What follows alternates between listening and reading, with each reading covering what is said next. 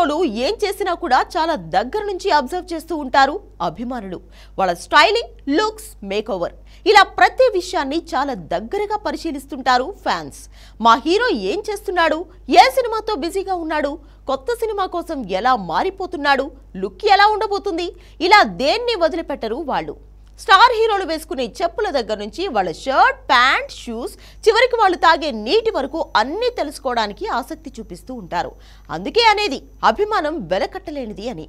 ఈ మధ్య కుటుంబంతో కలిసి దుబాయ్ వెళ్లాడు జూనియర్ ఎన్టీఆర్. అక్కడే కొన్ని రోజులు షార్ట్ వెకేషన్ ఎంజాయ్ చేశాడు. అందులో భాగంగా అభిమానులతో కలిసి ఫోటోలు దిగాడు. ఈ క్రమంలోనే ఆయన వేసుకున్న చొక్కా గురించి సోషల్ మీడియాలో ఇప్పుడు బాగా చర్చ జరుగుతోంది. షర్ట్ లో అంత ప్రత్యేకత ఏముంది, దాని గురించి సోషల్ మీడియాలో అంత చర్చ ఎందుకు జరుగుతుంది అనుకోవచ్చు. కానీ అక్కడ తారక్ వేసుకున్న చొక్కా ఖరీదు ప్రత్యేక చర్చకు దారితీస్తుంది. అందుకే ఈ షర్ట్ గురించి సోషల్ మీడియాలో అంత డిస్కషన్ నడుస్తుంది. ఇప్పుడు ఒక short slew button top shirt వేసుకుని కనిపించాడు జూనియర్ ఎన్టీఆర్.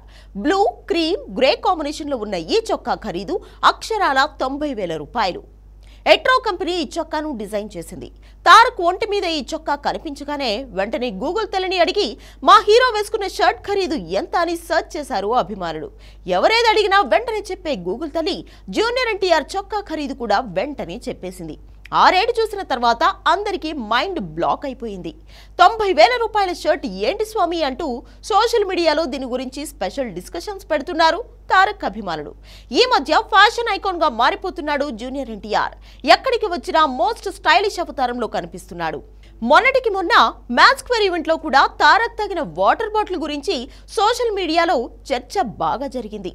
ఆయన తాగిన మినరల్ వాటర్ బాటిల్ లీటర్ ఖరీదు దాదాపు 1800 రూపాయలు.